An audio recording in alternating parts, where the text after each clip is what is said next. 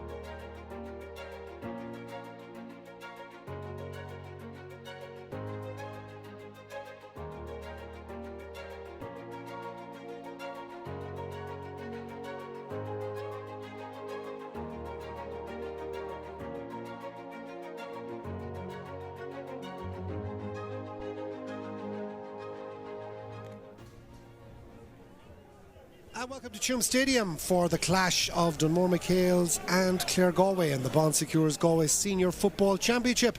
A match that is pretty straightforward. It decides who finishes second and who finishes third in a group behind Tuam Stars and Down. Tuam already registering a big victory over Down this afternoon, 3-10 to 6 points. So the Stars have 6 points on top of the group. Down on 0 points go into relegation, and this will decide second versus third. So let's have a look at both lineups for this clash of Dunmore MacHales and Claregalway. We'll start with a look at the Claregalway team, managed by Austin Salmon. Their goalkeeper is Eamon McGrath. In their back unit, County star Jack Glynn will operate at centre half, flanked by Luke O'Connor and Dara Whelan, with Conor Campbell at the full-back berth. At midfield, Pádraig Cummins will go alongside Jack Lonergan, while in the forward line, Éanna Monaghan, the former minor county star, will have Daniel Fitzmaurice and Cillian O'Callaghan for company in the half-forward line. And county goalkeeper Conor Flaherty at full forward will have Jack Mullen and Ger Reardon, 2 young players either side of him, hoping to cause enough problems to the Dunmore rearguard to register a victory for Claregalway in this championship match. For Dunmore MacHales, well, they will look back with some regret on their last round championship encounter here in the stadium against Tuam Stars, when they had 2 great goal chances late on to get at least a draw out of a fixture with the Stars that they ultimately lost by 4. Conor Gleeson, their county goalkeeper, has been in stellar form. especially with the place ball. In the back unit, Matthew Reddington has returned from Australia for Dunmore MacHales this year in the championship and has proven an excellent addition at centre back. At midfield, Shane McGrath is alongside Thomas Gleeson, and up front, Dylan Brady and Brendan Carr getting the start alongside Jack Jordan, while the Costello brothers form a potent inside line for the MacHales alongside another talented young player in Jake Slattery. All in all, it's all set up for what should be a very interesting encounter between these two clubs who've gotten to know each other really well in recent years since Dunmore were promoted back up to the senior ranks. It's all very straightforward. Whoever wins finishes second, whoever loses will finish third, but either way both of these clubs will be involved in the preliminary quarter-finals in 2 weeks' time. And I guess Brian O'Donoghue, former Claregalway and Galway goalkeeper, as we heard with Monavea Abbey and the motivation behind their draw with Milltown in the last round, it's really about finishing the group stages with a little bit of momentum. Yeah, absolutely, and with the preliminary quarter-finals just around the corner, Ollie, and both teams through, they'll definitely want that momentum to come through. I think since both teams have lost here against Tuam Stadium and both teams have against Tuam Stars and both teams have bet Anadown, probably with Anadown's form, it's difficult to see where they're at, so I think we're going to get a good inkling into where Claregalway and Dunmore are at after today's performance. The coin toss is taking place at the moment, and with our referee Austin O'Connell out there, it has a big bearing on this game. Dunmore will be playing in the change strip of black with green sleeves. Claregalway will have their regular strip of green jerseys with the gold hoop, so no change for them. For Dunmore MacHales with the new jerseys on them, it looks like they're going to be attacking with the wind in that first half, so I suppose we'll get to see the full ferocity of Conor Gleeson's kickouts, albeit I was making the point, the importance of the goalkeeper's kickouts as well. Sometimes it can be easier driving the ball into the wind, and we saw that with Galway this year on those few occasions where Galway played matches where the wind was a big factor. Gleeson's kickouts into the wind were massive from a county perspective. Would we see an advantage for Dunmore with that today? Oh, absolutely. I mean, you know, when he can kick the ball so far into the wind, it just takes the pressure off the back line. I mean, he can probably hit the second 65 here in Tuam. That completely takes the pressure off Dunmore if they manage to win a break there. They're all set up well in the back. I suppose the danger for Claregalway and Conor Gleeson's kick out is that flick on that Dunmore can get if he kicks it long with the breeze, and a flick on, the ball could end up inside the opposition 21 really quickly, or inside the full back line if Dunmore get a flick. But as you've seen the first half, it's definitely a game of two halves. I'd say the wind has died down here a bit. There's certainly not as much rain. It seems to look that it's finished up, but hopefully we'll have a good game of football like the last one. I've no doubt, and I think the fact that you're not relying on another result somewhere else. The minds are very focused here between these two teams. Yeah, absolutely. It's a straight shootout. Whoever wins finishes second, and then that's a huge advantage going in with Milltown, Uachtarard have already finished up in second position, so you avoid those as well. But certainly it's going to be a good game, and we're going to really see where both teams are at here. For sure. And Austin O'Connell, the match referee, is just waiting to re-emerge with the football for the start of this game. Of course, we're live on Galway GATV and on Galway Bay FM, so big welcome to all of our viewers and listeners wherever you are for this fixture. We're gonna a little bit over the scheduled start time of 5 o'clock for this game. Whatever happens at the end of this game, we will be having the draw for the knockout stages of the championship, so we will stay live on Galway GATV for the draws straight after this game. It's provided our cameraman Brian Murphy doesn't have anywhere to be. But we will be going. In fact, what's happened is Austin O'Connell has had to change jersey, so he's come out with a very snazzy Spanish looking top for this encounter, because his black was a bit too similar to Dunmore. So it's all going on here before we get the game started. Spending holiday in Spain, you're in race week there to get it, I think. You get those jerseys for next to nothing in Lanzarote though. I heard from a friend. So here's Austin now facing us in the stand, and we get ready for the throw-in. Conor Fla's up there, got the handoff straight away into Shane McGrath, who's now going to solo and go, and in fact his solo went a little bit too far ahead of him, and now it's going to be a 2-point free, and Austin O'Connell is pointing out for the reason why. He got a bit of lip there as well. But this is just a gimme 2-pointer at the start for Pádraig Costello. Yeah, Shane took off there with the ball, and I think Conor Flaherty just pulled him back, and Austin really didn't have any choice to give the free in. But he's taken out for the 2-pointer with the breeze. You'd imagine he should kick this and kick Dunmore into gear. 35 seconds have gone. Pádraig Costello with his little dancing with the stars, and eventually right-footed gets a high kick on it, and it's over the bar. Orange flag goes up. It's a 2-pointer. It was a close run thing. Got a bit too much purchase on it to the left-hand side, but just inside the umpire's left-hand upright, and that makes it 2-0 to Dunmore. So this is a bit of a carbon copy from the Milltown game. It's over to you, Dunmore. See, can you build up enough of a lead? Yeah, absolutely. Great start to Dunmore. Great start for Dunmore there. They couldn't have wished for a better start, but Claregalway with the ball here. It's interesting enough that all teams have gone long with the kickouts into the breeze, Ollie. No one has gone short. They're just not going to chance it, so I think we're in for that this game as well. It's up 2-0 to Dunmore, thanks to that free from Pádraig Costello. But early stages, and Claregalway will know that even from one of Abbey's performance in the first game, doesn't matter how far behind you get in a game like this, even a deficit of 12 or 14 points. But there's a brilliant kick pass as Claregalway look to try and get themselves into position, but Dunmore are back defending stoutly and putting the pressure on. Little fly kick out to the left-hand side as Claregalway try and work it into Ger Reardon. Rain now really hammering down again. It's almost impossible to pick out some of the players given the conditions here, and the dark clouds had been gathering. The game beforehand had avoided a good chunk of this for the second half, but now we're played out in absolute monsoon-like conditions. Good defending from Dunmore MacHales as they've managed to turn that one over. Jake Slattery back there to pick up the pieces. Matthew Renton outside to the left. What a ball this is. What a pass. Up along the line. Brilliant ball. Trying to find Colm Costello. Trying to spin his man. No support, so Costello's going to have to do it all alone. He's got danger coming behind him. Trying to get that shoulder in. Lovely little reverse pass. Back it goes to McGrath. Gives it back. Goes for the 1-2. Back to Costello. And off the right, he curls it to the right and wide. Never got the purchase on that.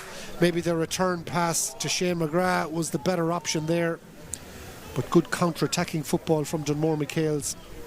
The finish was all that was missing there, and it remains 2 points to no score 3 minutes in. And I think the key here for Eamon McGrath is to take as long as he possibly can with every kick out.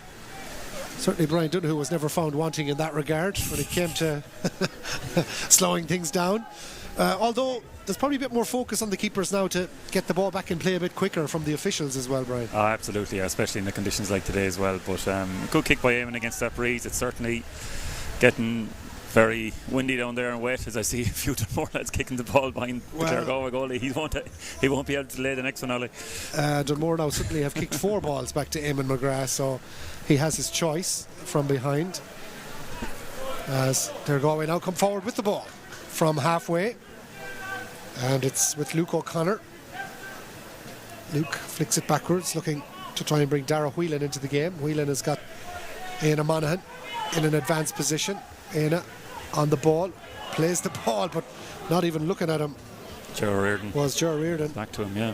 So that was a bit of a mix-up from Claregalway.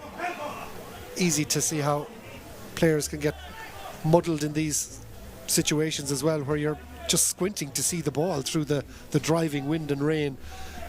It's impossible to be too critical of players. This is just horrible right now. Yeah, I think the rain has come off a bit there, but it's just happening all day long. And the second half in the last game, while it was a good game, the rain seemed to completely hold off. But it's Conor Campbell gets the bat away. But you know, when the rain and the wind comes, it just makes it so difficult. And because the first game, underfoot conditions are going to be even worse now with this.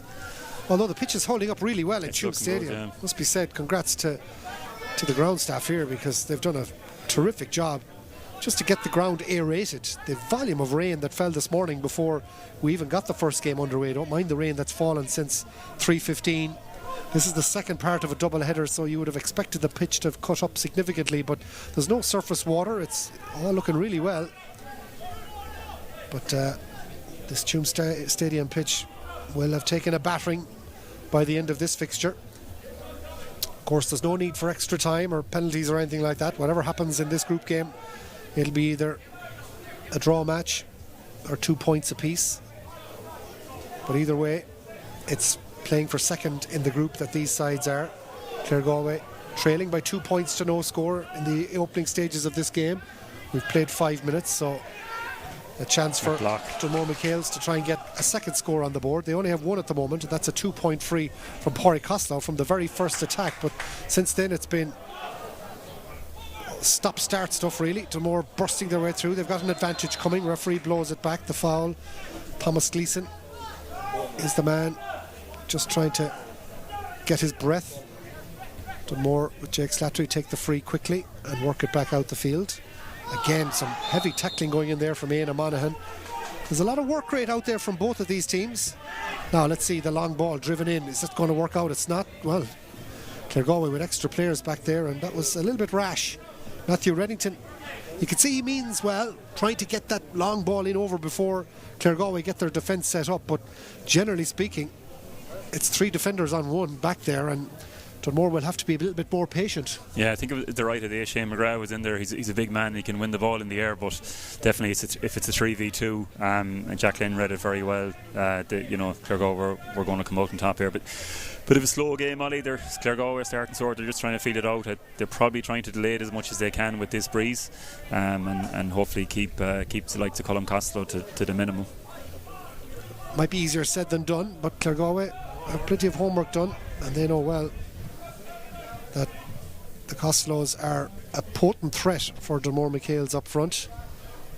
Of course, coming into this game, in terms of score difference, crucially, Dunmore MacHales lead Claregalway by 1. So a draw is enough for Dunmore, and that could be significant in an hour's time. Oh, absolutely, yeah. There is a certain type of team that you want to avoid in the quarter-final.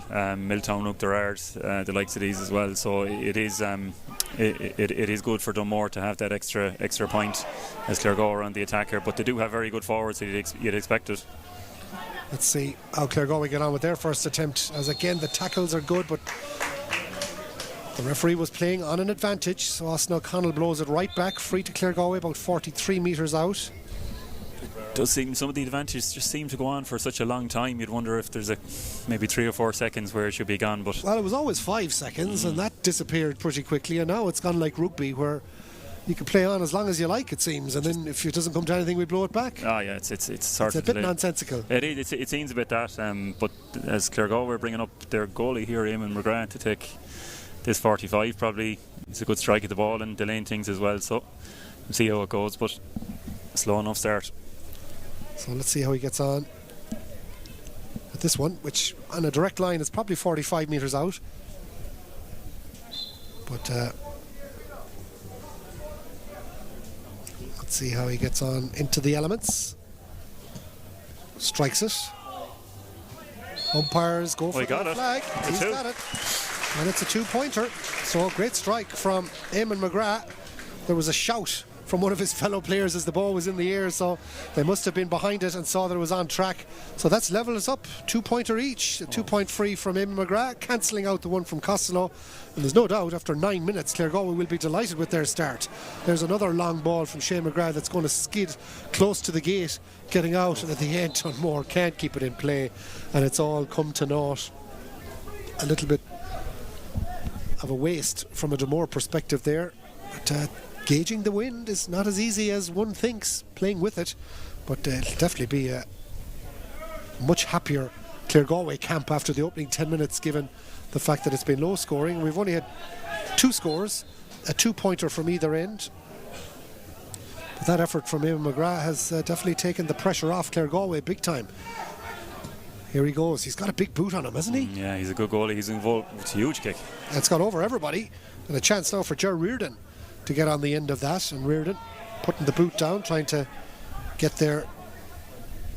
Cillian O'Callaghan in close proximity as well. Also moving into the play here now is Jacqueline, wearing 6, taking a lot out of it, but referee with the whistle to the mouth eventually let him go as he turned around and went backwards towards Luke O'Connor, looking up, probing. That little pocket of space in front of the Dunmore full back line stayed open for just a brief moment. Now running into the channel is Mark King, again looking to try and play a little 1-2. Éanna Monaghan had drifted back in as well, and now he's coming out around on the outside. Conor Flaw, ball back out the field again, an opportunity as worked its way out to Jack Lonergan, and he'll come across the line, and Claregalway will start again. Movement all the time, but a huge pocket of space in front of Conor Gleeson. If Claregalway were to just move somebody like Éanna Monaghan into that yard of space. Also moving in there is Daniel Fitzmaurice with great intent, waiting in case something drops short. It's all patient from Claregalway. They feel like they're the ones that can take their time, given that they're playing into the elements. Is that out of play? Umpires say no. Dunmore were asking the question. Had Claregalway run out of space there? Was that a late challenge? Referee says play on. Linesman wasn't inclined to give anything either, so this move continues with Luke O'Connor. Good tackle. Again, all the hard work was done, but in the end it was Cathal Meehan who left the ball after him after doing the hard part, and in the end Dunmore have enough in numbers to get the turnover and they win the free, and it's quickly taken a solo and go, and they get out from defence with good work from Thomas Gleeson, and now they can work the ball through the hands. Luke Murray. Also there is Rory Walken. Walken gives it back to Brendan Carr. Carr pops a little hand pass looking for Matthew Reddington flicks it off to Thomas Gleeson. Just taking his time, looking up, but too slow with the pass. And again, the shouts were coming left and right, but in the end the ball now is going to be dropped with an effort from Brendan Carr that just didn't have any conviction. Dunmore running out of patience, and right now it's definitely Claregalway in the ascendancy tactically and on the scoreboard at 2 points apiece. Claregalway will feel the fact that they've killed the first 12 minutes of this game. That's playing into their hands. Dunmore running out of ideas in that final third. Yeah, you'd imagine so, and as Claregalway get the kick out of the way here, first short one we've seen today, Ollie, but it's a very slow game, slow build up by Claregalway. They're holding on to possession, and Dunmore now, they just, for in this situation, they just really have to press Claregalway. We've seen Monavea Abbey done that in the last game against Middletown when they pressed them, when they had the breeze, and it definitely worked out. So as we see here, it's worked out for Dunmore. Yeah, they've got the tackle in. The man who went to try and play out of defence was Dara Whelan, but that was ill judged, and in the end Dunmore with Shane McGrath have been forced to foul as they attempted to play the long ball in over the head of Jack Glynn, but it's come to naught. Another opportunity gone a begging for Dunmore after the hard work to overturn possession, and Claregalway can come again. It's a slow burner, this one. The first quarter has been nothing to write home about, that's for sure. We've only had 2 frees, both 2-pointers, one by each side. 2 points apiece after 13 somewhat forgettable minutes in a windy Tuam Stadium. The rain thankfully has gone for now, but it's not too far away. It's hovering in the background and we will have showers, but it's a game of Claregalway playing keep ball, Dunmore chasing shadows, if there is such a thing on a night like this, and just not a whole pile to talk about. A lot of running off the ball, a lot of effort, but little to show for it. Let's see if Jack Lonergan can get something going here. Soloing with the right, he's going to kick with the left, and then goes with a little hand pass, walking pace at the moment. Little plays a hand pass into Pádraig Cummins. Can he work a yard of space? All of this is Claregalway playing it around the fringes of the D, now coming in alongside underneath the scoreboard. Chance for Lonergan, pops it back out towards Cummins, again recycles it all the way back out the field, and to Daniel Fitzmaurice. He plays Monaghan. This is the half forward line now linking up, coming into the game now. Cillian O'Callaghan in the right half berth. Dunmore though have got their 12 players back, all inside the 2-point arc. Monaghan goes for a quick ball, the wind affecting that as it's sprayed from right to left. 2 points apiece in Tuam Stadium. Pádraig Cummins trying to work it onto the right. Is there a shot coming in here from Cummins? There is. It's got the curl as well, and he's got the point. But finally, Pádraig Cummins is the man to break the deadlock, and Claregalway go in front 3-2. It's a very slow patient build up from Claregalway. They're definitely hitting the percentages. Dunmore just need to push out them because this breeze is going to be quite significant in the second half for Dunmore when they're playing against it. But interestingly enough, Claregalway have just completely fell back off Conor Gleeson's kick out there, and he went short. The last one he went long, picked out Shane McGrath, but they're gone short. But it's Dunmore, just anytime Claregalway have the ball, Dunmore just need to press them with the breeze. Dunmore will be disappointed with the opening quarter, no doubt about it, but things can change pretty quickly in a game of this magnitude. Matthew Reddington just inside the 2-point arc as he curls it round. The umpire is going to go. the umpire, the referee says he's inside, and he's right. He's back for the white flag. The umpire went for the orange. It's only a 1-pointer by about 6 inches. It's a pity because it was a deserving of a 2-pointer, that kick from Matthew Reddington. Oh, it was a huge kick, and it definitely had more purchase on it than it needed, but unfortunately for Matthew. But it's Austin was in the right place to make the right call. Yeah, excellent referee, because these are big decisions, to be in the right place to judge just exactly where the kick for a big score like that was. But it's a 1-pointer from Matthew. Dunmore level at 3 points apiece. Good tackling going in there from Dunmore, good battling, working hard, trying to win the ball. Yeah, Dunmore just need to do more of this in Claregalway's half volley to get the ball back, because when they get it, they're just going to, or when Claregalway get it, they're just going to slow it down. They'll take this thing out of it. Now Claregalway coming forward and bursting forward, trying to work it through the line. Opportunity. Is there a shot at the goal here? In the end, Conor Gleeson has to come out to deny what would have been a goal that would have had a huge bearing on this match. But that save from Gleeson has turned the ball around. Dunmore working up through Jack Jordan. Looking to try and play a return pass. Jordan, is he going to try and kick runs straight into Jack Glynn, and that was just like taking sweets off a child. Just turned around, and next thing it was Jack Glynn with the ball. That was a bit too easy as that Dunmore attack came to naught, but Gleeson making himself big in a crowded goalmouth down the other end. Oh yeah, he's such a big man, spread himself, didn't even have to dive, and Daniel Fitzmaurice just hit it straight at him. But that's the sign of a good goalkeeper. You don't dive out of the way, you stand up, and Conor done that and saved his sides lushes there. Yeah, coming in from the inline, Fitzmaurice had no angle, nothing to really aim at, so maybe should have thought about the little flick point. But now here's Luke O'Connor driving forward for Claregalway. He's got great pace. O'Connor goes with the solo, and the end does very well to hold on to the ball. Referee says there was a little bit of an over-anxious challenge from Luke Murray that's going to lead to a free. The referee says he dived in there. No, there's no doubt Luke O'Connor made the most of it, but a free it is. Again, it's way too far out for Conor Fladd to think about having a shot at the posts, but it does allow him the chance to run over, and that'll use up 30 seconds, and that's more important from a Claregalway perspective, because at 3 points apiece it's using up time. Flaherty goes down the line to Porry Cummins. Cummins on the end line, turns around and comes back along the stand rail 20 metres out, flicks it back out the field to Éanna Monaghan outside the 20 now, goes for a hand pass inside the Dunmore defence, plays it back out to Cummins just outside the D, all the way back out to Jack Glynn from the 45. He plays it infield towards Dara Whelan having a little hitch kick to try and throw off Luke Murray. Back it goes to Lonergan, lovely ball inside to play the 1-2. Jack Lonergan, shot at the posts to the right hand side and wide, and in the end it never really carried much threat at all. But Claregalway are much better at working the scoring opportunities than Dunmore are. Yeah, it's quick hand passes, really close hand passes as well, Ollie, and they don't hit the ground, so it's very difficult for the opposition to mark if you lose it, as Dunmore go along for the kick out here. And they got a bit of a flick on, but I think Claregalway are wise to that, and they're getting a lot of men back around the break as well, and they have possession again. But Jack will probably be disappointed with that last shot, but he was right to take a shot on goal. So stays at 3 points apiece. If that was the way it was at the end of the game, it would be Dunmore who would be second in the group behind Tuam Stars, and Claregalway who would be third. Dunmore are 1 point better off in the score difference at the moment, and they would be going into the pot. So referee now just holding the game up, saying that Porry Costello was a little bit cumbersome with that challenge, a little bit high, and we're going to have a first yellow card of the game out of absolutely nothing. Don't think it merited anything more than that, but of course anytime there's contact with the head area, you're always leaving yourself open for a referee to ask a question. But I think on this occasion it was more clumsy than anything. Costello having the obligatory little reminder from Dara Whelan about the challenge, and a yellow card to the Dunmore MacHales number 14.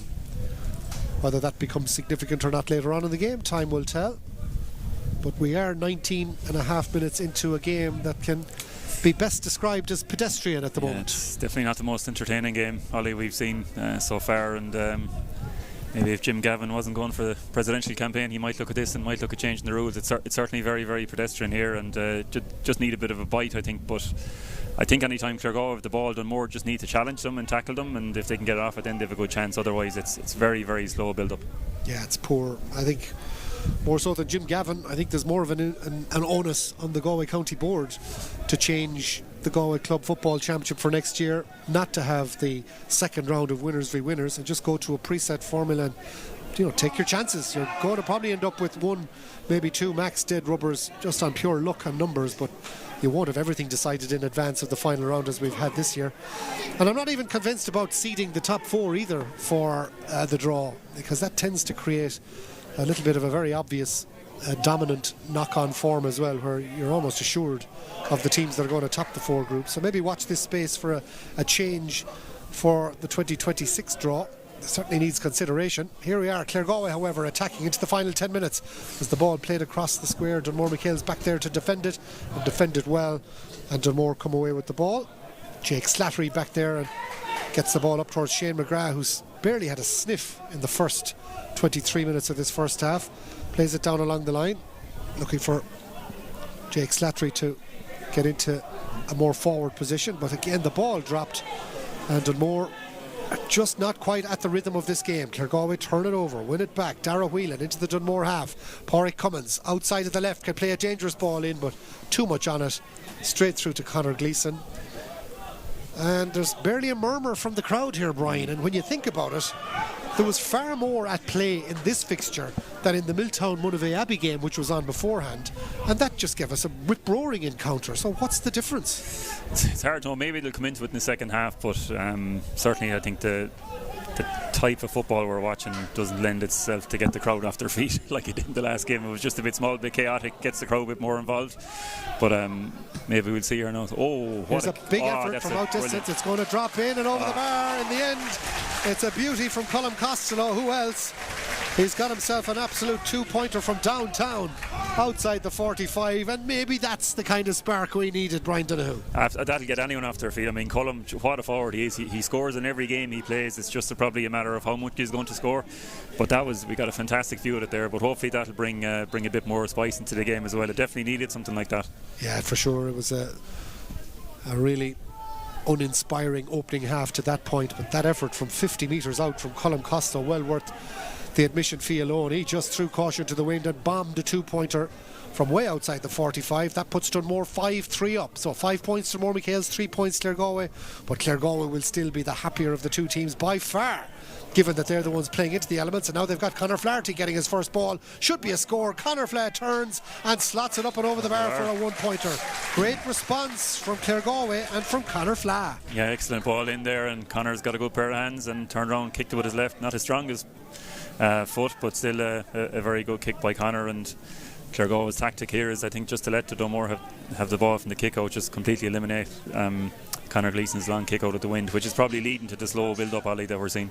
Yeah, it definitely suits the tactics of this game from a Claregalway perspective, to allow Dunmore build from the back, because it's much slower. As any old football coach will tell you, the ball travels 10 times faster than the man, but Dunmore aren't being given the opportunity to play the ball fast with the wind, because Claregalway have got their homework done, and Dunmore are not managing to think their way through this problem in the first half. Jack Jordan tippy-tapping with the ball around with Matthew Reddington in their own half backline at the moment, and now Reddington opens up and really starts to make a burst forward. This is good to Thomas Gleeson. Gleeson needs support. He's got it coming across the line. A high hand pass to Shane McGrath. He had to reach back for McGrath, showing great strength to burst through a couple of challenges. But look at the amount of Claregalway players in the picture at the moment. Another late hit, and this time I think the referee is going to have to take action. Shane McGrath, the referee, not happy with the challenge. Some Conor Campbell there, the fullback. I'm not sure what type of challenge it was. Maybe it was his leg or his shoulder that I'm not too sure, but so much pressure out there from Claregalway. Dunmore just need probably a focal point inside that they can kick it into. The Claregalway backs aren't as tall. Ollie, if they try to isolate some of the smaller lads inside against the Dunmore players, they'll have much more of a focal point inside, but you'd imagine Colm Costello is going to try to take this and go for two as well. Oh, the referee is having words. Well, it looks like with Shane McGrath first shoulder, and foremost, and that's going to be a black card for Shane McGrath, and it's going to be free for Claregalway. Not sure what happened there. That's a big moment in the game, but McGrath, who may well have been taken off by Dunmore anyway. He seems to be in trouble with his shoulder, but either way he'll have a few minutes now to work with the physio. And Claregalway have an extra man for the end of this first half and probably for the start of the second, but a 10-minute sin bin for Shane McGrath in that last instance. Claregalway taking a lot of steps into the challenge there, but just about getting away with it was Killian O'Callaghan as the ball is recycled back by Claregalway, who must have really been thrilled with the boost of the extra man. Luke O'Connor a bit disappointed with that ball spilling away, but that Shane McGrath black card for what the referee deemed was almost a third man tackle shoulder, which led to his own injury. That has led to the off the ball black card for Dunmore, down to 14, and now at 5 points to 4, Dunmore's lead of a single point ticking into the final few minutes seems a very paltry lead, and Claregalway will really fancy themselves now coming into the second half. Of course, how they approach these last few minutes will be interesting as well. They will have an extra player back defending, but Dunmore will try and get a couple of scores to get in front. There's an excellent take. Now let's see, is there an end product here for Dunmore MacHales as the ball is driven forward? Try to get it inside towards the Costellos. Ball being worked through Shane Mitchell, but again ball is turned over. Jack Jordan, and now it's Claregalway who have the ball back, and they can switch the point of the attack quickly over here to Éanna Monaghan, and they can come forward. And Dunmore now really chasing shadows, and Monaghan has the ball taken off him. Brilliant double tackle, but in the end Cathal Meehan is there to profit, give it to Thomas Gleeson. Dunmore need to look up. Gleeson trying to find a runner, but the only one he has is Luke Murray up from wing back. Murray then looks around, has to go backwards, and Dunmore just don't have the options going forward. Gleeson, is he fouled? Referee says no, he slipped. Explains it to the Dunmore man. There was a few shouts for a free, but Austin O'Connell was right there, and it just looked like his standing foot gave way as he went to kick the ball, and there was nothing illegal. Now here's an advantage to Claregalway coming forward as well. They won't need it though, because they've held onto the ball and have moved into the Dunmore half of the field. Conor Flaherty, back it goes now towards Luke O'Connor, and Claregalway come again. 27 minutes have flown by. We're into the last 3 plus stoppages. Either way, Dunmore won't have a full complement of 15 until the second half, and they will be in trouble for the start of the second half. Whether they'll have a lead, time will tell. But Claregalway have got extra men coming through, and Dunmore in big bother now. Beautifully played through, but in the end, last gasp defending still there for Claregalway. The foul is committed. Another rash tackle that's led to a foul. The man pulled down is Jack Mullen, and he's a left footer at suit him here. It was interesting, Ollie, the last stage of play there. Claregalway just waited and waited until they got everybody up, and then Ryan Flaherty, the full back, was the extra man. Dunmore didn't pick him up at all, with the man in the sin bin. Of course, Dunmore have to keep 3 up, so that foul from Luke Murray has been penalised, and this will get the sides level. Jack Mullen will take the free himself, makes no mistake. And that effort from Jack Mullen, in itself a famous name down Dunmore side one time. See his son Michael down here with us as well. But this Jack Mullen is very definitely Claregalway, and he's slotted the point to make it 5-all.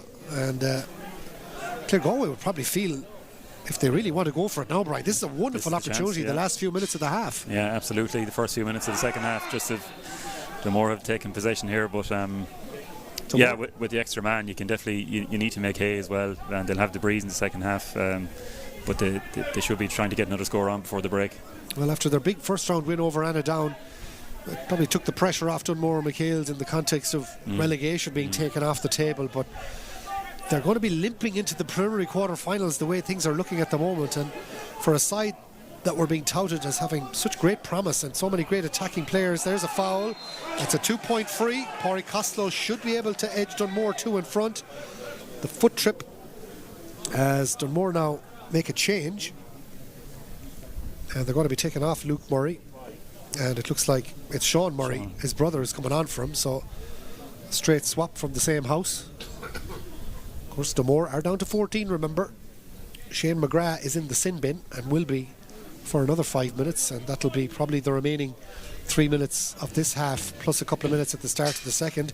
The match started with a Pádraig Costello 2-pointer from the same spot. Let's see, can he get the same one again? Right footed, gets a lovely curl on it, and this is unerring from Costello. Bookended the half with a 2-point free. Puts Dunmore 7-5 in front on 30 minutes. 2 minutes to play. Still time for Dunmore maybe to eke out another one or two. Every point that they get would be crucial to take in to the dressing room at half time. But either way, this game looks to be heading towards Claregalway's direction. Let's see where the break works here. It's Dunmore who get it. Have they got a strong finish to the half? They might just have, you know. Matthew Reddington picks up the break. Off on the right hand side. A chance now for a shot from Costello. Free comes back though. Dunmore lucky. The shot from Colm Costello did not have the range. It was going left and wide. So it'll come back for a free to Dunmore MacHales. And I would think a 2-point range effort for either Conor Gleeson or Colm Costello to have a go. But I think the way Conor Gleeson has been kicking frees in the championship so far, Brian, you'd be bringing him up. You'd let him kick it up. He certainly has the distance anyway, especially with the breeze. But just there, the last Claregalway's last kick out, all he was long and contested, bit of a break in the middle of the field, and Dunmore got the attack, and that's probably what makes the game easier to watch. The short kickouts and the breeze and everything. It's just kind of killing the game a small bit from an entertainment point of view. Thomas Gleeson goes short with that free. Dunmore are still hovering around the 2-point zone, but the time is ticking against them. Over a minute of the 2 to be added has been played, so Dunmore will just about get this attack in. Matthew Reddington thinking about getting onto the right for a 2-point shot. Dunmore have about 30 seconds left. They know they can still work it here. Jack Jordan's going to go for it and then plays a clever ball through. Excellent pass, picked up close. Is that a push in the back? Surely. Referee not giving it. Dunmore can't believe that the free isn't given. Dunmore still win it back. They still have 20 seconds to try and work a shot for the posts, perhaps a 2-pointer as well, but it's not like the Hooter. They've got to get the shot away. Have they got the time? 15 seconds for Dunmore. Who's going to take on this shot? Opportunity for Jake Slattery maybe. Needs to get it back. Time is running out. Dunmore are into the last 5 or 6 seconds. The clock could go here. The Hooter will go. The referee will blow the half-time whistle. And there it goes. Dunmore did not get the shot away. They didn't read the clock. And symptomatic of the first half, it's just petered out. Again, Brendan Carr having words at the end of the half with Jack Jordan, because Dunmore have missed a trick there to get that last shot away. Dunmore lead 7 points to 5. They will play the start of the second half with a man less. Shane McGrath has to play another 2 minutes in the sin bin. But Claregalway, surely Brian Dunne, will be the happier of the two teams at half time. Yeah, absolutely, especially for the first 5 minutes of the second half as well. They have that extra man or whatever time Dunmore man comes back on after the black card. But bit of a drib-drab affair in the first half, Ollie. Not much to write home about, but hopefully the second half will be a better improvement to watch. It's been poor, but Claregalway have done enough. They're 2 points in arrears, and that looks to be well ahead of where they need to be, given that they will have the elements at their back in the second half and an extra man as well for the first few minutes. But methinks there will be 1 or 2 more turning points and twists and turns in this affair to decide simply who finishes second and third in their group. It'll all come to pass when it comes to the draw for the knockout stages at the end of this dreary affair, which we hope comes to life. At half time though, it is Dunmore MacHales who hold a narrow advantage over Claregalway. Dunmore MacHales 7 points, Claregalway 5 points at the break. Go back to us for the second half in just a few minutes. Stairs, and eventually right-footed gets a high kick on it, and it's over the bar. It's on into the elements. Strikes it. Umpires go for the flag. 8 points apiece in Tuam Stadium. Pádraig Cummins trying to work it onto the right. Is there a shot coming in here from Cummins? There is. It's got the curl as well, and he's got the point. In a game of this magnitude, Matthew Reddington just inside the 2-point arc as he curls it around. The umpire is going to go. The referee says he's inside. It's a bit chaotic, gets the crowd a bit more involved, but maybe we'll see here now. There's a big effort from out distance. It's going to drop in and over the bar in the end. That they're the ones playing into the elements, and now they've got Conor Flaherty getting his first ball. Should be a score. Conor Flaherty turns and slots it up and over the bar for a 1-pointer. Has been penalised, and this will get the sides level. Jack Mullen will take the free himself, makes no mistake. Let's see, can he get the same one again? Right-footed, gets a lovely curl on it, and this is unerring from Costello.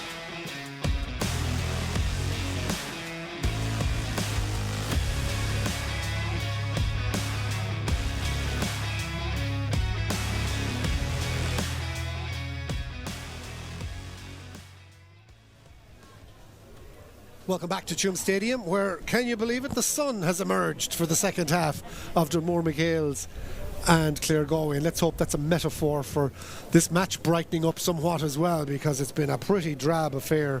And I think most people talking here at half-time have been just really disappointed with the standard of play, Brian Dunhu, for, you know, two teams that we might expect better. Certainly from Dunmore MacHales, the onus was on them to do a lot better with the elements. Maybe we might see the shackles come off a little bit in the second half. Yeah, hopefully so. We need just a small bit more entertainment than we got in the first half, Ollie. Just something to get the crowd on their feet. You know, both teams have done probably very well in the last couple of years, and just a bit more exciting, a bit more direct ball into play and into the forward line, and a couple of more long kick-outs as well, which causes a bit more excitement. But Dunmore out here, I'd say they're out very, very early. Claregalway are just coming out now, so hopefully we'll see a better second half.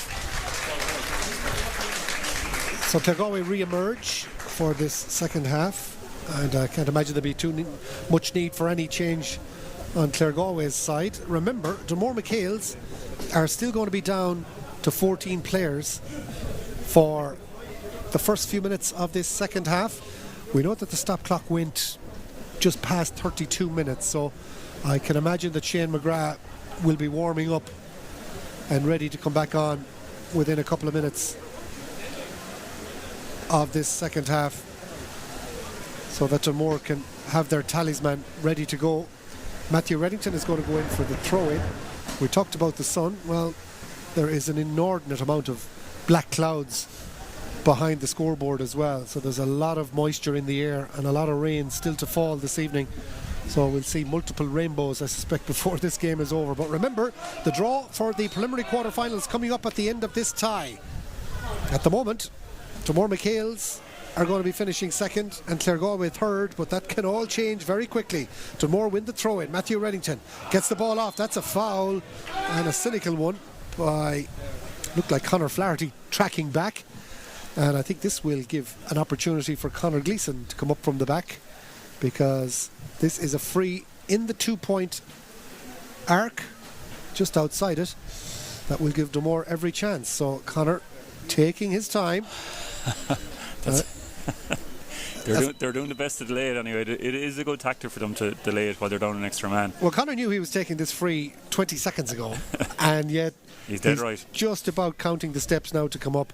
I think certainly that's another rule that needs to be looked at, is the amount of time teams have before they get to take a free. Now, I know this is going on for years, but from Dunmore, this would be a perfect start, wouldn't it? A 2-point free into the wind. It'd be brilliant. 9 points to 4 up, and the way he's kicking them, you'd imagine he's a great chance of getting it, Ollie, straight in front of the goal as well. He is straight. That is an important point. He doesn't have to curl it or anything, just strike it like a kick out. Oh, he gets underneath it, but he gets a great distance, and he gets it straight over the bar. And Conor Gleeson has suddenly got the loudest cheer of the day, because I think the Dunmore MacHale supporters know the significance of that game. It was probably worth even more than 2 points. Yeah, absolutely. And Dunmore won the kick out. Almost. Claregalway under ferocious pressure to try and hold on to possession, but that 2-point free now makes it 9-5.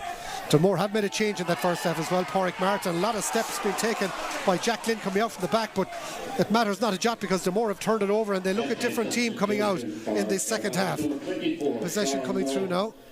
Claregalway have made a change. They've taken off Mark King. Sean Moran is on for the second half for Claregalway, so they have made a change in the backs. But Dunmore now 9 points to 5 up, and they will have the boost of Shane McGrath back on the field as well in the next few moments. So it could be a double boost for Dunmore MacHales, especially if they can get the next score. Remember, a draw will do Dunmore to hold on to second place. Holding on to possession right now is Brendan Carr. Does well to recycle and keep it in play. And now the boot is on the other foot, isn't it, Brian, as regards holding onto the ball for one team and the other team chasing shadows. Yeah, absolutely. And Claregalway just need to come out in attack here. Dunmore have done so well just to get that point, and their tackling when Claregalway had the ball from the kick out as well is good, and that's what you want to see. It makes the game a lot more easier to watch as well, as they have the ball, and they're a man up. You wouldn't think it, Ollie, the way the game is going. They're a man down. Claregalway just need to get their hands on Dunmore, but there doesn't seem to be anybody tackling them. They're just walking through. No, Dunmore have it all too easy, and of course that is always the psychological problem with having an extra player, is does the work rate drop with the 15 that are out there versus the 14. Certainly looks like Dunmore's 14 have upped the ante big time anyway at the start of this second half. They lead 9 points to 5, and now they're driving forward looking for another score. Ball popped off by Costello. A man outside him is Thomas Gleeson. In turn on the right hand side here, a chance for Dunmore to work the ball into a scoring zone for Jake Slattery. No advantage. The late hiss, the fist pump from Pádraig Costello. Is he going to call up Conor Gleeson to kick another one? Now Shane McGrath's back on. 15 v 15. Colm Costello was the man fouled. He's going to leave this, I think, for Conor Gleeson. And Dunmore again playing it so cute, making it look like it's a last second decision to bring up Conor Gleeson, but it's going to take another minute off the clock, and we're ticking on here. Referee isn't losing any patience just yet. He's happy enough for Conor, who will be taking a 1 point free this time, but referee is just having a word, this time with one of the Muirishkas on the right hand side to get off the pitch. Conor Gleeson goes short after all of that to Pádraig Costello, turns on the right, chips it up and over the bar. Oh, that's great. And it's a super score from Pádraig Costello. So Conor Gleeson, after all of that, didn't even bother taking the free, but did use up about a minute and a half. Took a quick free to Pádraig Costello to kick a point from play.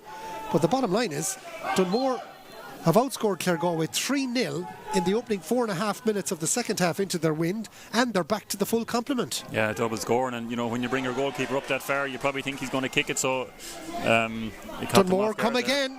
And here's Costello, goes to ground, leaned into the challenge, and that's going to be Dunmore winning the ball back. However, a lovely little quick pass. Is it a goal for Dunmore? It's into the back of the net. Yes. A smashing finish. Dunmore have started the second half on fire, and the ball blasted into the net for a goal. That's a huge tonic. The finish in the end applied by the substitute who came on in the second half. And Dunmore MacHales substitute who got the goal, Pádraig Martin, hitting it into the back of the net to get the goal. And Martin's finish now puts the tin hat on what's been a brilliant opening for Dunmore MacHales in the second half. They must have got the riot act right at half time, Ollie, because they're a completely different team now in the second half, and they've got two there in the space of the short period. Éanna Monaghan plays it inside. However, is there a goal on here for Claregalway? No, the pass was too far. But get back to Dunmore MacHales and what was said in the dressing room at half time, and what a different team they are. Oh, completely different team, and this is the way they should be playing football, because they're so fit and experienced, and then they've got a lot of young guys there as well, and Colm Costello and his brother Pádraig as well. So fantastic start from a great goal by Pádraig Godwin. Pádraig Martin, yeah, so they worked it very well. So hopefully be a lot more of this from Dunmore, make a better spectacle of the game. Well, it's a brilliant finish, and Martin's goal has now really turned things in Dunmore's favour, given that they have their main man back as well. Now in a bit of trouble, however, is Rory Walk, and he is in all sorts of trouble over carrying the ball. And in that instance, really might have been better off just driving it forward and trying to win a sideline ball, because it could be doubly costly here with Éanna Monaghan in on goal. Should be a score, and he chips it up and over the bar. Easy score for Éanna Monaghan. All of that coming from the over carrying against the Dunmore man. Quickly taken free by Claregalway, and Dunmore penalised on the double. So Conor Gleeson now with the kick out. That excellent score from Éanna Monaghan makes it 110 to 6 points. And it almost feels like Claregalway have to start all over again. Claregalway making a double substitution here, Brian. Yeah, I think JP McLaughlin and Darren Hennings here coming on for Joe Reardon and Daniel Fitzmaurice, number 21 and 25. Probably maybe brought them on, Ollie, based on that goal and the couple of points that Dunmore have got. They need to just get some games into the guys. They've been injured for the last one, so I think that's probably a sign of Dunmore's first 5 minutes. So that double change for Claregalway. Let's see if it makes a difference on the kick out. Great catch.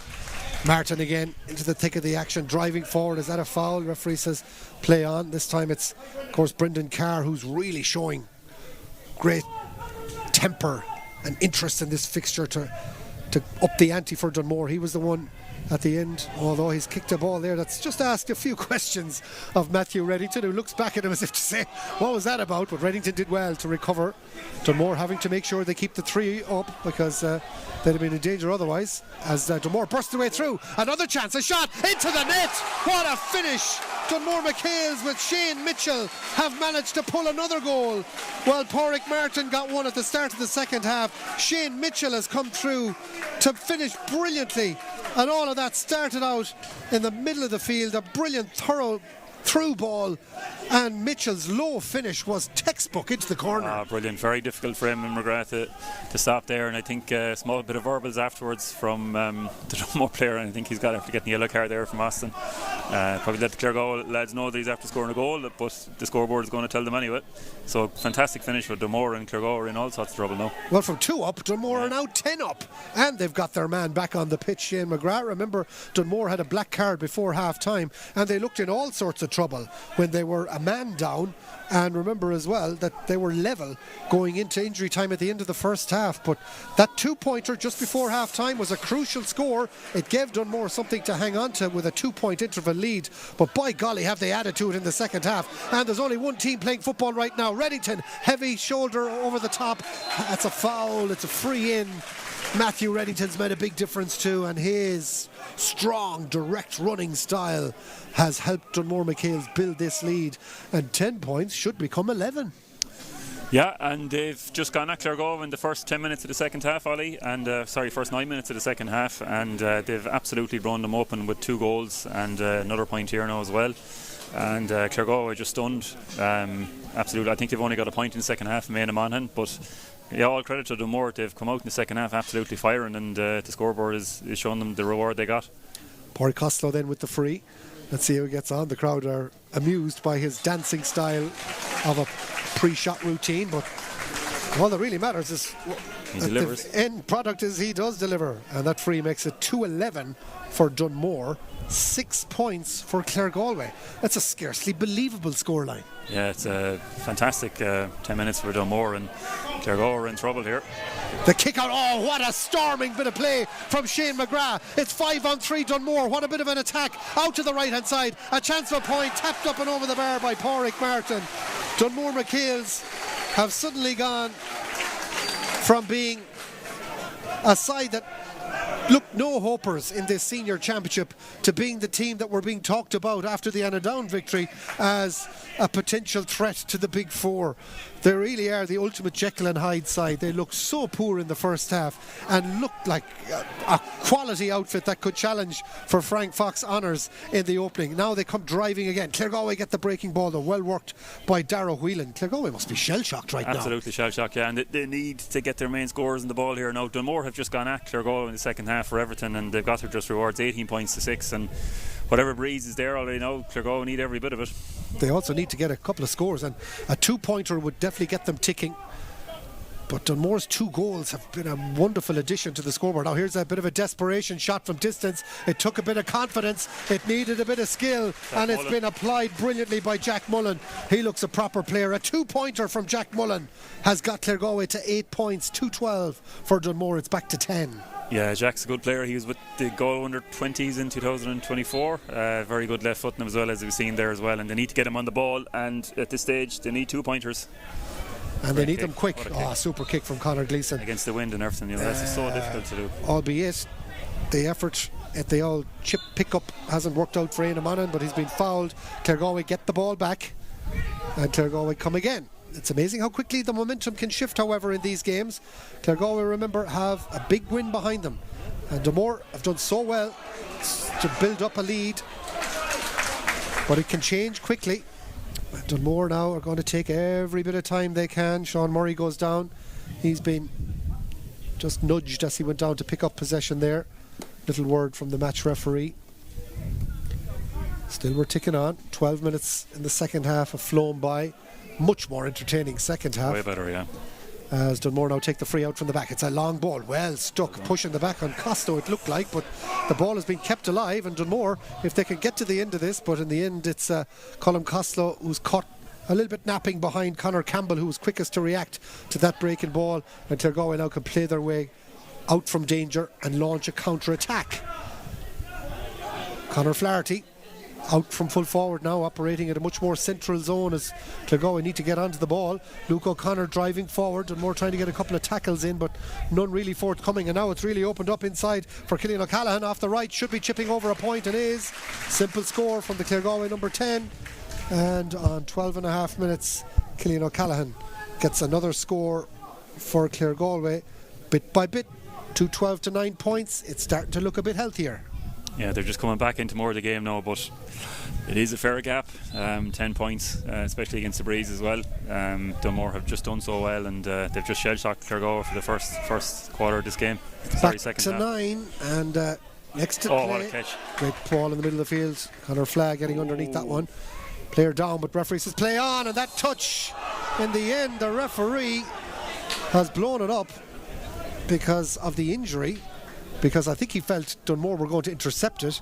As it turned out, Dunmore have got away with murder, because the touch from the defender, Rory Walken, was only sending the ball into the arms of Connor Flagg to put him straight in on goal. So in this instance, I think Dunmore MacHales have got a little bit of luck on their side. The referee, of course, is going to have to redeem himself now by issuing a yellow card to Matthew Reddington to justify blowing it back. But had he just held for a split second, it could have been a goal for Claregalway. But either way, it's back out to a free. It's a yellow card for Matthew Reddington. But Dunmore will still take that little bit of luck, because that intervention from Walken could well have led to a Claregalway goal. Now, is Jack Mullen in range for one of those 2-point bombs? He's going for it anyway. He is going for it. He is way out now. He's 55 metres out. In the end, it's just an up and under. It's not even going to make the 20-metre line, where it's going to break. Dunmore have got away with it there. Matthew Reddington. And even 9 points up, Dunmore needed a little bit of luck there, because a goal would have changed the whole game, and Claregalway could have got it. It's such a momentum swinger when Dunmore got the 2 goals. You could see the crowd were getting on the feet, they were getting more into the game, Dunmore pressing on, and they got fortunate there, but they're still in so much control here, I think. They are at 2-12 to 9, but they still need to keep the scoreboard moving. Opportunity now coming forward for Jake Slattery. Another lovely little ball from Jack Jordan into space, and the chip ball is out to the left-hand side, off the post from Slattery. It should have been a score. It wasn't, though, and the fact that it hasn't even gone dead means that Dunmore have to still keep working hard to try and take the ball back off Claregalway. Close to the far sideline, Claregalway win the free. And now Dunmore have to do a bit of defending, a solo and go, and there's nobody reacting from Dunmore MacHales, and Claregalway now have a big opportunity here to work the ball through the hands. Dara Whelan there, but again, pocket picked by the opposite side, where Dunmore's Cathal Meehan was working really hard. Corey Costello really working hard as well. In fairness, there's a lot more effort and championship feel about this fixture in the second half. Costello doing well. Was there a late hit went in there on Brendan Carr? Referee says play on. Dunmore now inviting the run of Jack Jordan on the right hand side, but Thomas Gleeson elects to ignore him and go backwards. Chip it into the safe arms and waiting arms of Shane Mitchell. Ball dropped momentarily by Brendan Carr, so it comes back to the waiting arms of Mitchell. One of the 2 goal scorers needs to just play a little balanced ball through the gap. Sean Murray now, Carr through the gap. Is he fouled? He is. Has a free shot at the post. It's an excellent score. Wonderful work from Brendan Carr. He has a quick word with the referee as well, or more or less it's vice versa, because Austin O'Connell is telling him to button the lip because there's a lot of verbals going on out there. But it is an excellent score from a hard-working player, Brendan Carr, for Dunmore. Yeah, fantastic score by Brendan Carr as well. Just ran through, got the ball there, turned through the heart of Claregalway, and very good score by Brendan Carr as well. But they're just, as long as Dunmore keep just ticking the scoreboard over, they're probably doing enough. We didn't see enough of that from Milltown in the first game, which let Monavea Abbey into it, even against the Breeze as well. So if Dunmore can just keep the scoreboard ticking over, I think they should be okay here. Well, Dunmore MacHales have turned the ball over again in the middle of the field, and they just need to maybe add another 1 or 2 points, and it might be enough on the scoreboard. That's a brilliant hand pass for Jack Jordan, who's got a man on the overlap. Here's a real opportunity now, and it's Jake Slattery off the right to slat it over the bar. That is a real training ground move of high quality. Yeah, excellent. Fantastic play by Dunmore. Ball, great hand pass there for Drolente. Got the ball off to Jake Slattery. It's not an easy finish, even though it was on a right footer. It is a very strong breeze going against them there. But 2-14 to 2-9, Dunmore full value for their lead at the moment. Well, 2-14 to 9 points, which has really opened up that 11-point lead. And there's a catch in the middle of the field from the very impressive Matthew Reddington. His reading of the game, his positioning has been excellent, and he's been at the fulcrum of a lot of what's good about Dunmore MacHales in this second half, who've put on an absolute clinic in their performance. 2-7 from Dunmore in the third quarter. That's some going. Amazing, yeah, and just didn't have the first half they probably would have wanted to, But whatever was said at half time, they were out early in the pitch, Ollie, and they were ready for the second half, and fair play to them. They're playing very well. I think it's also Dunmore's style, and the fact that the elements didn't really suit them, thinking that the wind itself was going to somehow generate scores. Oh, beautiful dummy from Shane McGrath. This is unbelievable stuff. He's pulled to the deck. It's going to be a 2-point free. Come on, ref, is the shout from Dunmore, and now there's a bit of back chat. It's going to be a 13-metre tap over free. I suppose what that does is take away the chance of a 2-point free, which maybe Conor Gleeson might have been thinking about, but Dunmore will take this all day long. Bit of afters going on here. Jack Jordan having a bit to say with Conor Flaherty. Conor Fla's involved. There's a bit of pulling and dragging, and we don't need to see this. And now there's a bit of a schmozzle, to use Micheál O'Hare's words. And Conor Fla, who's the Galway sub-goalie, and the Galway goalie, Conor Gleeson, are coming together. That's an interesting photo. But all of this is really unnecessary, Brian. Yeah.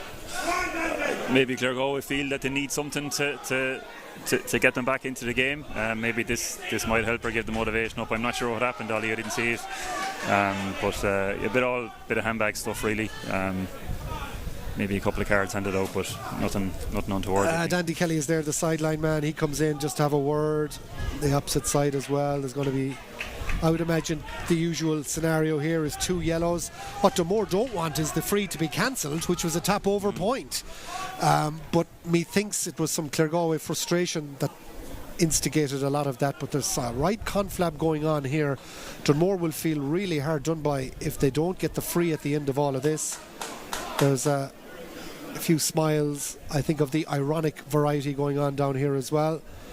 But there's every chance when you have one of these mass come together of players that the referee decides to hop the ball, and in the end he may feel that he has to take action. Jack Jordan and Conor Fla were the two who started it, and now down on the sideline Claregalway are having a word. I don't know, was it a case of a bit of sledging going on that led to one player reacting over the other?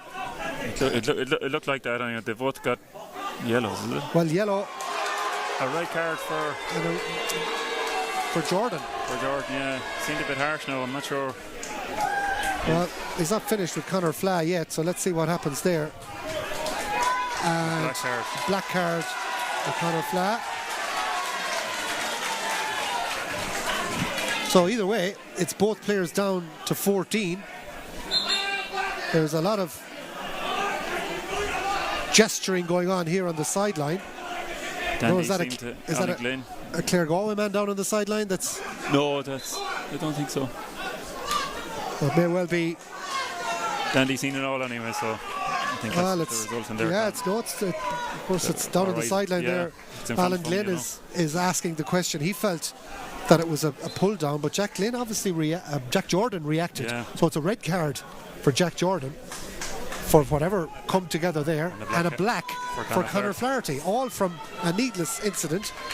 The free has been allowed, so maybe more importantly, from Dunmore and MacHales' perspective, they'll get the scoreboard moving again.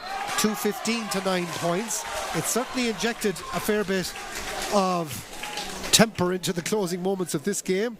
We will have to wait and see whether or not there's going to be, well, there might be a chance for Conor Fla to get back for the last minute of injury time or something like that, but ultimately it looks like Claregalway and Dunmore will play out 14v14 for the closing minutes. But I don't know, was it something we needed to see? But of course for Jack Jordan, he's going to miss the preliminary quarter-final in 2 weeks' time.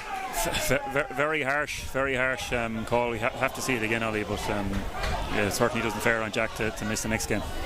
That will be appealed, I'm sure. Claregalway looking to try and get a penalty. They've got one. Claregalway have got a penalty at the other end after the point from the free has been tapped over. Foul on Pádraig Cummins, I think. Pádraig Cummins has been pulled to the deck, and this is going to be a penalty. And from a position of 2:15 to 9 points, you would imagine the game looks to be over. But on 22 minutes, it's a penalty for Claregalway. Pádraig Cummins fouled, and in the very next attack, it's going to be a chance for Claregalway to get a goal that would pull it back to 2:15 to 1-9. and that would leave 9 points between it. At the moment, there's an unbelievable 12 points between the teams. Can Claregalway come back from 12 down? Well, Danny Cummins is ready to come in as well. Here's the penalty first. They need this, and it's into the corner. Right. Brilliantly scored by Jack Mullen. A goal for Claregalway from the penalty. Brilliantly put past Conor Gleeson. And that makes it 2-15 to 1-9 as we head into the closing 7 minutes of a very dramatic second half, which has had a way more talking points than all of the first half combined. Here's Danny coming in, a very experienced player.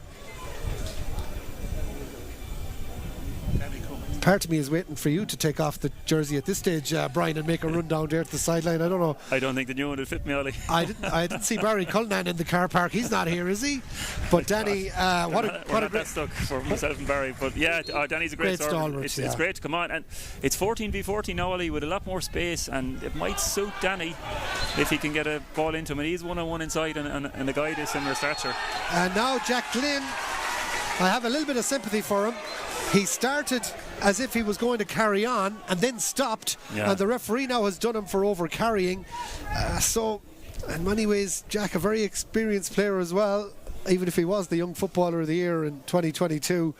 He can't have it every way. I suppose wanted to play on and then stopped when he ran into traffic. In fairness, probably right call by Austin as well. He's going by the book, and it doesn't seem to be an easy game to ref either. No, there's a lot going on. Yeah, there is, and especially off the ball stuff as well. So Jack probably hard done by, but correct decision, I think.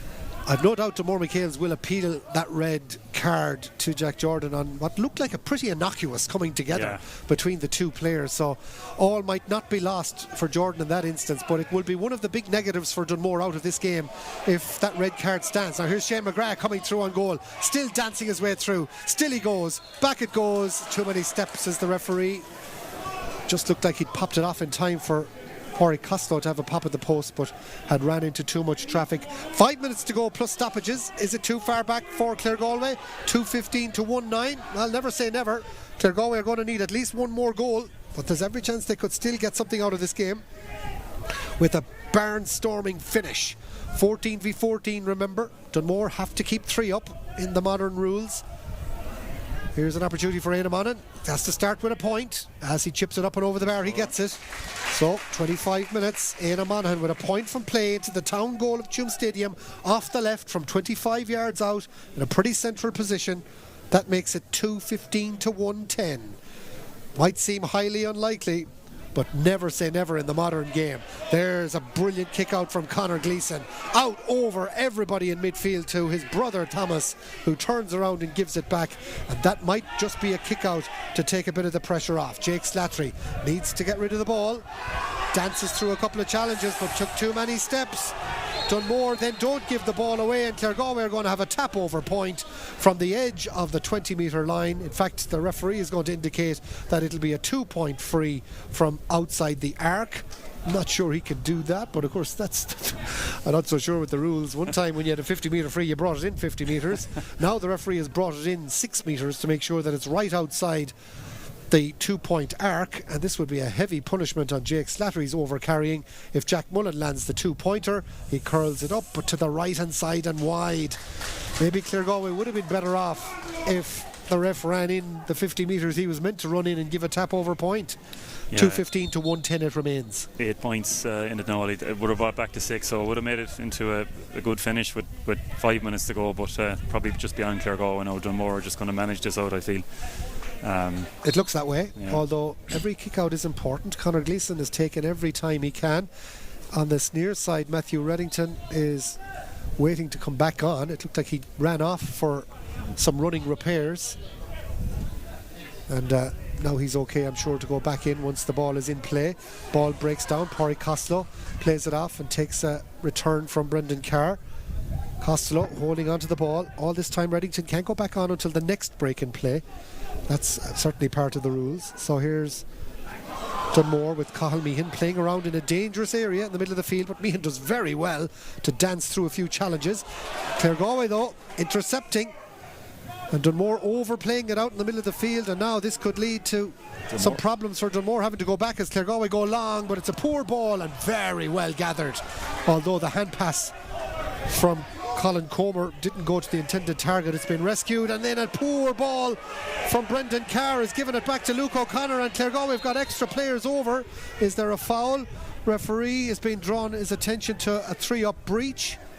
Dandy Kelly comes in, he's trying to look back. Pádraig Costello would have been the man who would have been at fault, given that he was on the centre line cut. What's the referee going to decide? Yeah, looks like he's got the 3-up breach, and he's going to be giving a free to Claregalway, and this will be a 2-point effort for either Jack Mullen or Éanna Monaghan. So Dunmore just losing concentration for a second, and back it goes. Again, Dunmore just spilling the ball. Is it all academic? You would think so. 28 and a half gone, 2:15 to 1:10. You can't imagine, or can you, that Claregalway will bomb their way back into this game? Well, they will get 2 here though, and that's Jack Mullen up and over the bar, so that's 2 points on 28 minutes for Jack Mullen. Now it's 2:15 to 1:12. This is not over. No. It's back to 6. Back to 6. It's going to be a tight enough finish now. Claregalway, if they got the last one, Ollie, it was 4, and it would have made a really exciting finish, but what have we left? A few minutes, probably a couple of minutes added on, Ollie, for that black card, yellow card, instant free scene as well. But Brendan Carr comes off. He's great player, just given all of his effort, hasn't he? He's been fantastic. Yeah, he's done well today. So Dunmore make a switch, but have Dunmore done enough with 2:15 on the board? Conor Gleeson, all sorts of hand signals, needs to kind of urge his defenders to play the ball forward, of course, and it's a brilliant hand pass, absolutely majestic play from the back. Wonderful work as Dunmore now get the ball into the Claregalway half of the field, need to pop it off, they do. Good work. Additional time, at least 3 minutes. 3 minutes to be added on as we wait for Shane McGrath to play the reverse cut. In it goes, and a shot blazed to the right and wide. What a chance that was. Gone a begging. Dunmore MacHales had every chance to get that one over the bar, but in the end it's been missed. And in the end, the number 9 coming to the fore there for Dunmore MacHales, Jamie Cohen, who really would have been banking on that one going over the bar, but he's missed it. And so it remains 2:15 to 1:12.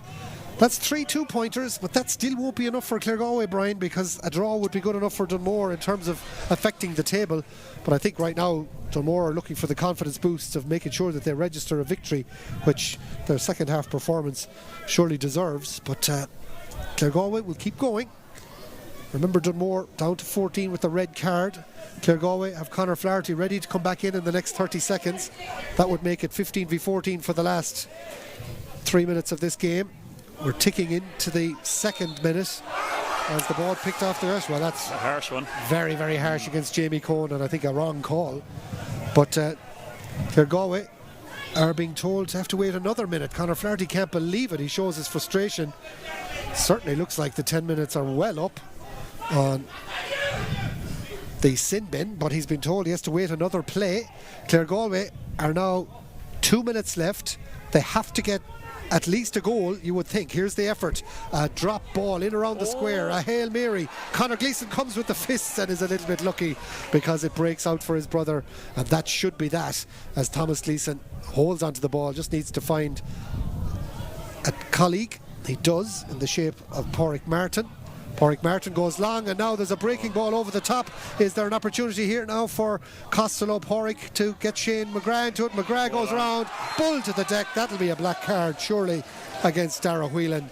It'll be a free over the bar for Dunmore as well on the 20-metre line, and Dara Whelan surely is going to be penalised by the referee as Conor Flaherty comes in to make it 15 men on the field for Claregalway.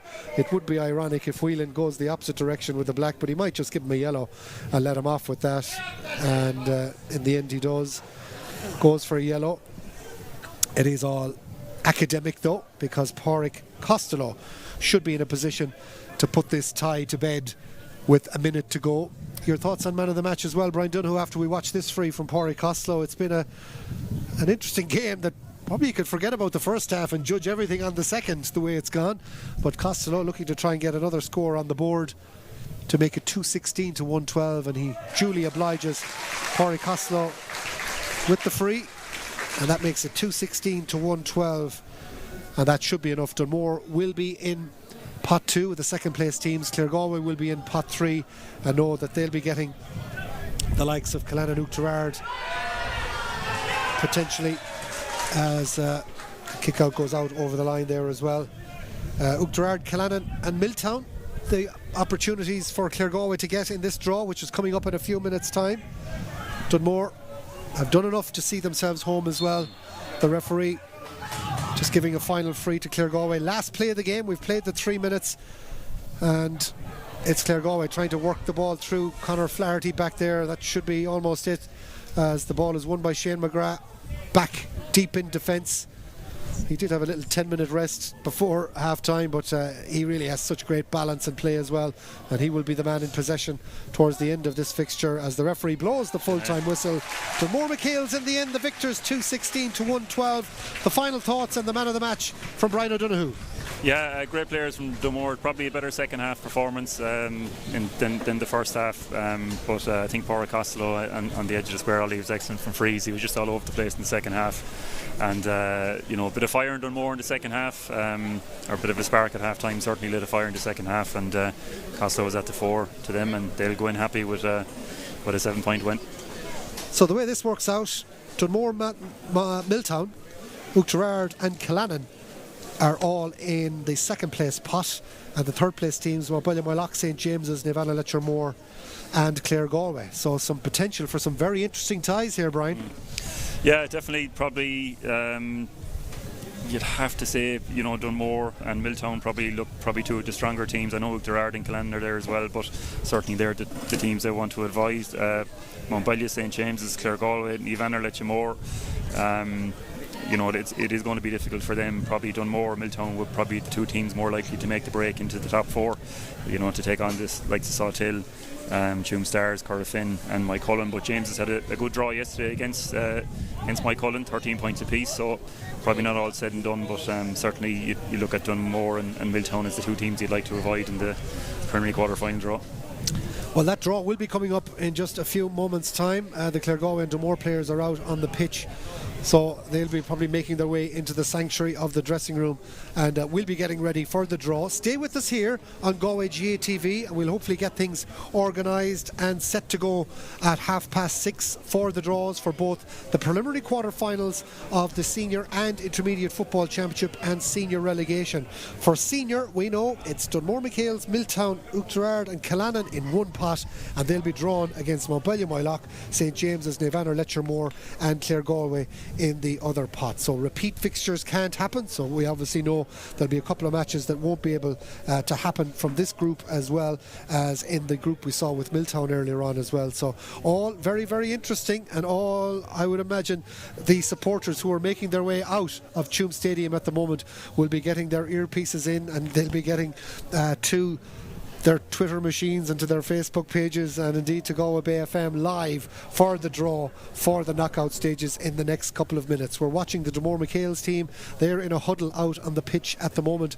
They're having a little post-match warm-down discussion with Alan Glynn, their team coach, getting ready for what transpires in the next few minutes as regards who they will be getting ready to play in 2 weeks' time. Let's have a look at some of the highlights of this match between Dunmore MacHales and Claregalway.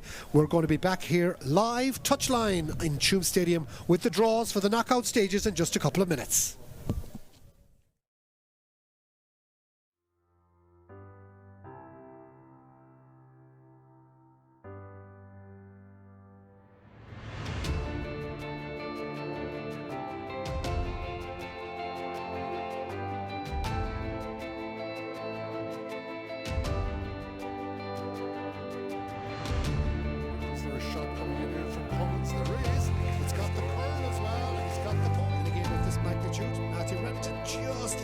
The 2-point arc as he curls it around. The umpire is going to go.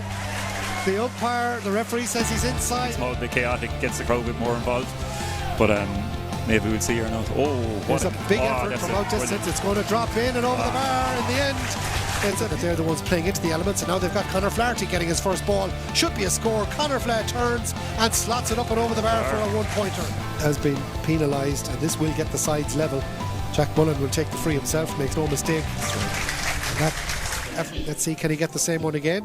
right-footed, gets a lovely curl on it, and this is unerring from Costello. That is an important point. He doesn't have to curl it or anything, just strike it like a kick out. Oh, he gets underneath it, but he gets a great distance, and he gets it straight over the bar. The pitch. Conor Gleeson goes short after all of that to Pádraig Costello, turns on the right, chips it up and over the bar. That's great. Into their wind, and they're back to the full complement. Yeah, double scoring, and you know, when you bring your goalkeeper up that far, you probably think he's going to kick it, so Dunmore come again, and here's Costello, goes to ground, leaned into the challenge, and that's going to be Dunmore winning the ball back. However, a lovely little quick pass. Is it a goal for Dunmore? It's into the back of the net. Yes. A smashing finish. Dunmore driving it forward and trying to win a sideline ball, because it could be doubly costly here with Éanna Monaghan in on goal. Should be a score, and he chips it up and over the bar. Easy score. Reddington, who looks back at him as if to say, what was that about? But Reddington did well to recover. Dunmore having to make sure they keep the 3 up, because they'd have been in danger otherwise, as Dunmore bursts the way through. Another chance, a shot into the net. What a finish. Dunmore they got. Pádraig Costello then with the free. Let's see how he gets on. The crowd are amused by his dancing style of a bit of play from Shane McGrath. It's 5-on-3 Dunmore. What a bit of an attack out to the right hand side. A chance for a point, tapped up and over the bar by Pádraig. But Dunmore's 2 goals have been a wonderful addition to the scoreboard. Now here's a bit of a desperation shot from distance. It took a bit of confidence. It needed a bit of skill. Trying to get a couple of tackles in, but none really forthcoming. And now it's really opened up inside for Cillian O'Callaghan off the right. Should be chipping over a point. It is. Balanced ball through the gap. Sean Murray. Now Carr through the gap as he fouled. He has a free shot at the post. It's an excellent score. Hand pass for Jack Jordan, who's got a man on the overlap. Here's a real opportunity now, and it's Jake Slattery off the right to slat it over the bar. That, from Dunmore MacHales' perspective, they'll get the scoreboard moving again. 2:15 to 9 points. It's certainly. Can Claregalway come back from 12 down? Well, Danny.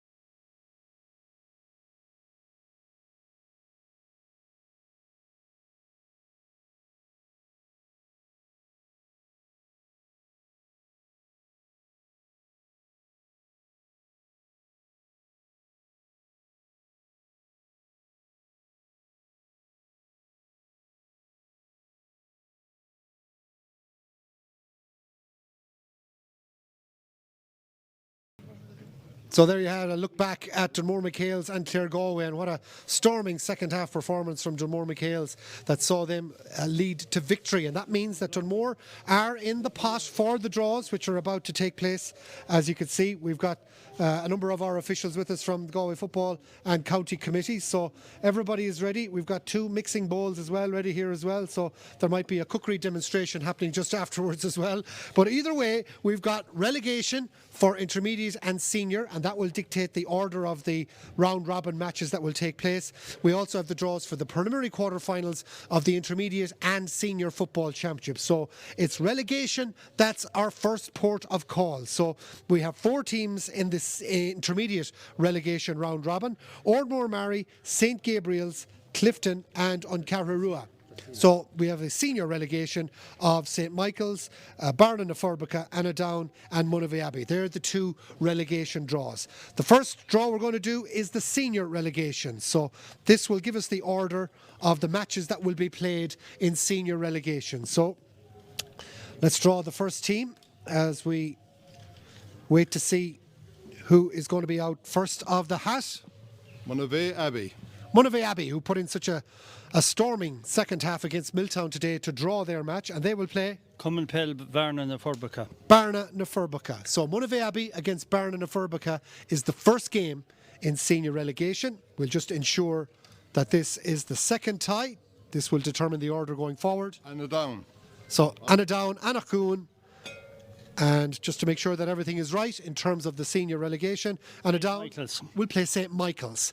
So that's the order of the senior relegation, and obviously the teams coming out, numbers 1, 2, 3, 4, will also determine how the games are played in rounds 2 and 3 of the senior relegation. One of the 4 teams will make the drop to intermediate. Mentioning intermediate, we're now at the relegation draw for the intermediate championship. 4 teams in the hat here: Ormore Mary, St Gabriel's, Clifton and Uncarrarua. So Micheál again draw the first team, and we will find out the order of the teams 1, 2, 3, 4 for the round robin.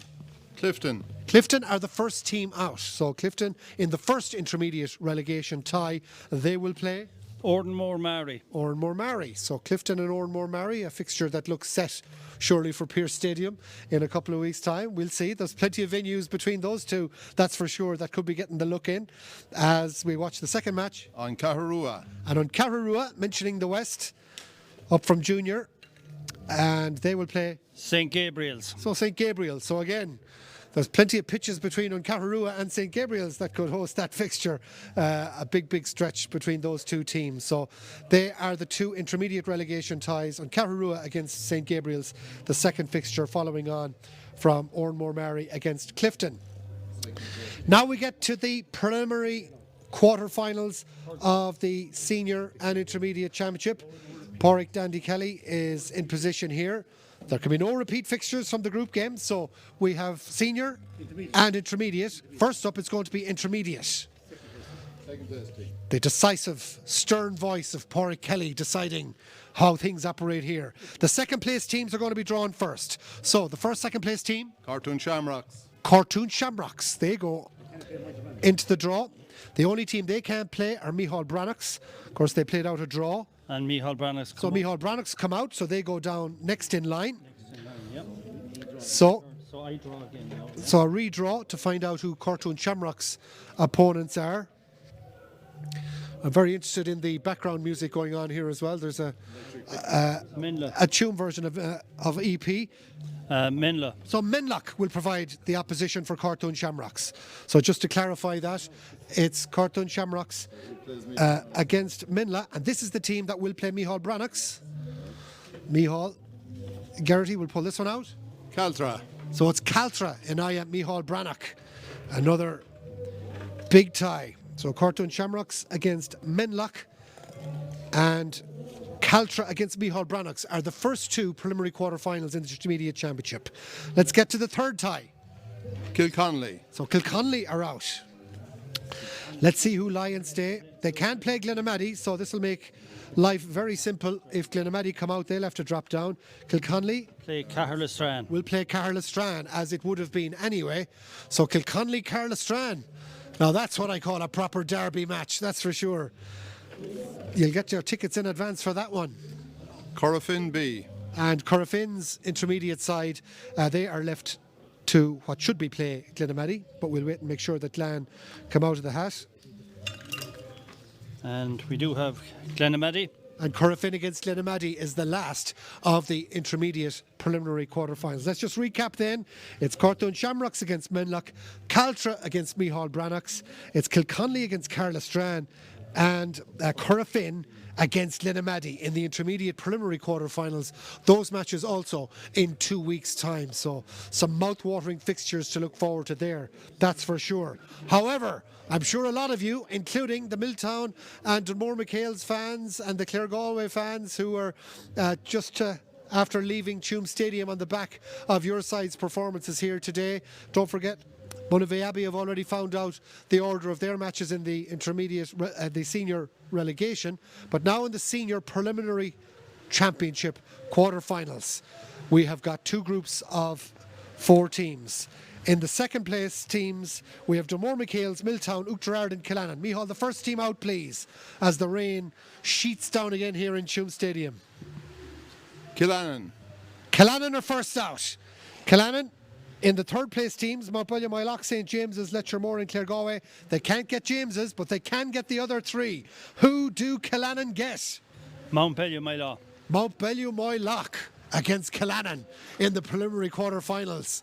And I think there'll be some other teams in the hat that might be smiling and happy that that's how that's worked out. Killannon against Montpellier was the first game. Second one, Dunmore MacHales. Dunmore MacHales. Who do they get in the preliminary quarter-finals? We're about to find out in the knockout stages. Navanna, Litchermore. Navanna, Letchermore, who met last year in the championship, remember? That's a repeat fixture in the same game 12 months ago. Dunmore against Letchermore. The 2 Moors will meet. Third fixture in the senior. Oughterard. Oughterard. Now in the remaining fixtures, they should be open to get the remaining teams that are here. Oughterard drawn to play Claregalway. Claregalway, yeah. So that's fine. Oughterard against Claregalway.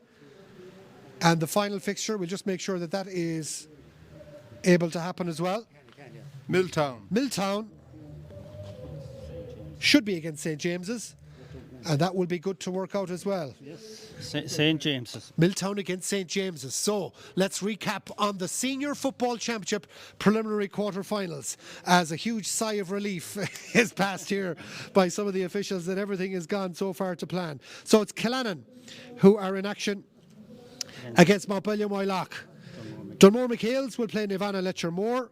Oughterard, they are in action against Claregalway, and Milltown are against St James's. Those fixtures are in 2 weeks' time, followed a fortnight later by the quarter-finals between those 4 winners and the 4 group winners from the weekend. My thanks to all of our friends from the Galway Football and County Committees who have helped coordinate this draw, and indeed to all the people from Tuam Stadium as well, and for all of you for staying and watching on Galway GA TV. Thank you so much. We look forward to hurling action next weekend before we're back here in 2 weeks' time, where it's no more back doors. It's knockout from here on in the Galway Senior Football Championship. From everybody here in Tuam Stadium on Galway GA TV and on Galway Bay FM, thanks very much for listening and watching.